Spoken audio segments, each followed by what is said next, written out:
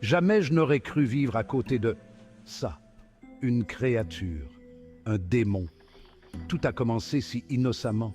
Un nouveau voisin, Monsieur Griff, se faisait-il appeler Griff, comme une blessure de l'âme. Il restait discret la plupart du temps. Les ombres semblèrent le suivre. Des murmures s'accrochaient à lui comme des toiles d'araignée. J'ai essayé d'ignorer tout ça, de me dire que ce n'était que mon imagination. J'avais tort. Des objets ont commencé à disparaître mystérieusement, sans laisser de traces. Des outils de ma remise, des choses que j'utilisais tous les jours. Des fleurs de mon jardin, soigneusement plantées, arrachées sans explication. Puis, les bruits ont commencé. Des sons étranges dans la nuit, des grattements dans les murs, comme si quelque chose essayait de sortir. Des grognements sourds la nuit, des bruits qui me glaçaient le sang. Mon chien, Buster, ne voulait plus sortir, lui qui adorait courir dehors. Il se contentait de gémir et de se cacher sous le lit, terrifié. La peur était une maladie contagieuse, et je l'attrapais à toute vitesse, incapable de me calmer. L'air est devenu lourd autour de ma maison. Une présence suffocante semblait m'entourer. Mon foyer, autrefois paisible, était devenu une prison. Chaque ombre me faisait sursauter. Je me sentais piégé, traqué, comme si quelque chose ou quelqu'un m'observait constamment. Je savais que je devais faire quelque chose, affronter cette peur et découvrir la vérité. J'ai commencé à faire des recherches, textes anciens, folklore, tout ce que je pouvais trouver. Démons. Il y avait des histoires, des légendes murmurées. Ils se nourrissaient de la peur, du désespoir. J'avais les deux en abondance.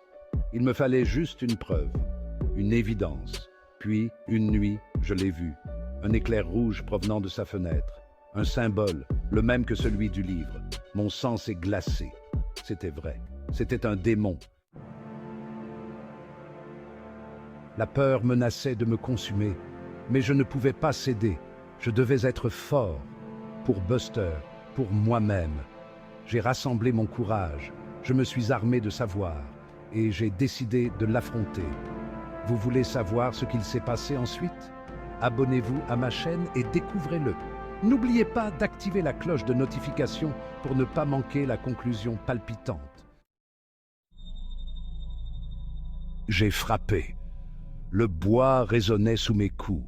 Une fois, deux fois. Chaque coup semblait plus lourd que le précédent. La porte s'est ouverte en grinçant, révélant l'obscurité. Un frisson parcourut mon échine. Une voix rauque et basse s'est glissée vers l'extérieur. « Oui » a-t-elle demandé. Je suis entré, hésitant. L'odeur de soufre m'a piqué les narines, mais j'ai tenu bon, malgré la nausée. « Je sais ce que vous êtes » ai-je dit, ma voix étant étonnamment stable. La créature a ri, un rire glacial, un son sec et cassant, comme des os qui se brisent. « Ah bon » a-t-elle sifflé. Son souffle était glacial, et puis elle s'est métamorphosée. L'illusion s'est brisée, la vérité était enfin révélée. Ce n'était pas un démon, c'était un homme, vieux et frêle. Il semblait avoir vécu 1000 vies, chacune marquée par des épreuves et des douleurs. Il avait utilisé des effets spéciaux et du maquillage pour effrayer les gens.